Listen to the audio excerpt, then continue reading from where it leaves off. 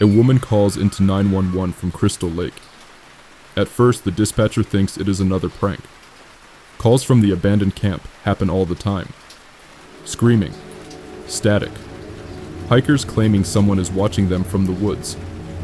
There have also been multiple disappearances reported around Crystal Lake for years. Campers vanish. Hunters never return. Entire campsites are found abandoned overnight. But every investigation always ends the same way. Nothing found. No bodies. No evidence. Eventually, authorities stop taking the incident seriously. But this call is different because someone is actually alive on the other end. The woman is whispering so quietly, the dispatcher can barely hear her through the rain. Everyone inside the cabin is dead. Then she says something has been standing outside the windows for over 10 minutes without moving. The dispatcher asks her what she sees. The woman describes a massive man wearing a hockey mask, standing completely still in the rain. Then she says the police already came. Her voice starts shaking harder. She says they tried shooting him and it did not work. Moments later, the call suddenly cuts out. Deputies responding to Crystal Lake stop answering radio calls soon after. Backup units later discover abandoned police cruisers near the campground, with blood inside and no officers anywhere. That is the moment state authorities take over the situation completely. This is what happens if a SWAT team comes face to face with Jason Voorhees. First, the operation would look completely under control. Authorities would assume they are hunting an extremely violent killer familiar with the woods and ambushing responding officers. The state deploys a tactical response team equipped with thermal drones, armored vehicles, sniper support, K9 units, and night vision equipment. Everything about the response feels professional and methodical. Unlike horror movies, the SWAT team would actually do almost everything correctly. Nobody splits up randomly. Nobody ignores danger. The operators move through Crystal Lake in coordinated formations while clearing cabins, checking blind spots, and maintaining constant radio communication. For a while, it works. The first cabins are empty. Then the team starts finding signs of extreme violence. Cabin walls cracked inward, furniture smashed apart, blood sprayed across ceilings. One operator quietly says no human did this, but the commander immediately shuts that down before panic spreads. The team pushes deeper into the campground, and more signs begin appearing. Drag marks through the mud, doors ripped completely off hinges. Abandoned livestream equipment still recording. One laptop remains frozen on a single frame, showing a giant figure standing behind the campers in the rain, motionless, watching them. One officer quietly asks who just stands there like that. Nobody answers. At 1:43 a.m., a thermal drone detects movement near the shoreline. One human-shaped heat signature standing completely still. The SWAT commander immediately establishes containment positions while snipers reposition into the trees. Two assault teams slowly advance toward the lake. Rain pours harder and flashlights cut through thick fog.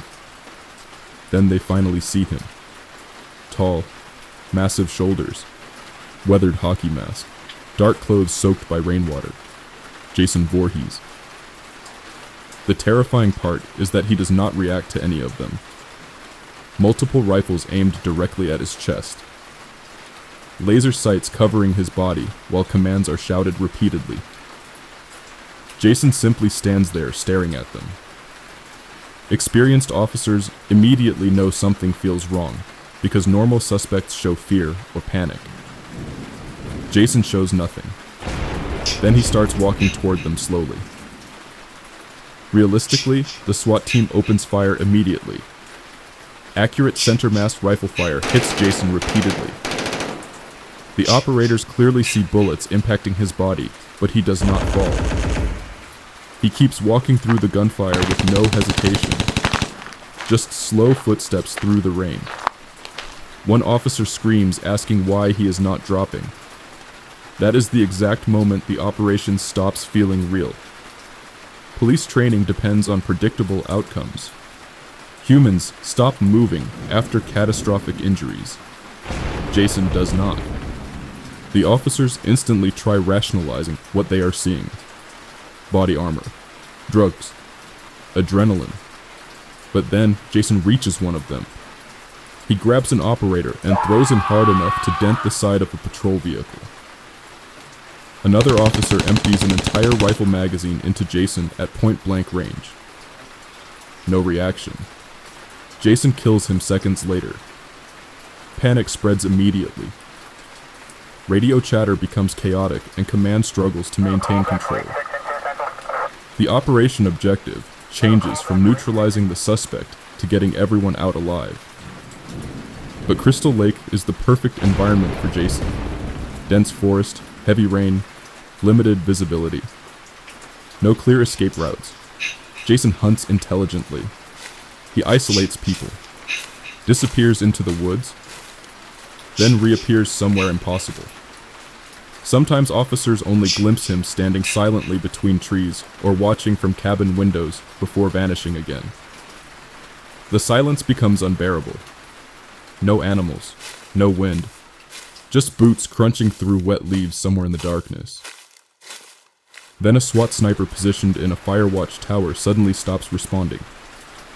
2 operators climb the tower to investigate. They find blood covering the platform and the sniper rifle bent nearly in half. Shell casings are scattered everywhere. Then, one officer looks upward and sees the sniper's body hanging from the trees above them. Displayed deliberately, Jason is no longer just killing them. He is psychologically breaking them. Realistically, that would work. The officers now understand something horrifying. This thing is hunting them calmly, like it already knows nobody there can stop it.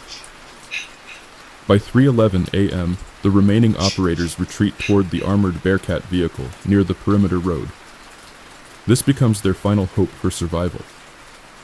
Floodlights illuminate the rain, while medics load wounded officers inside. For the first time all night, it feels like they might survive.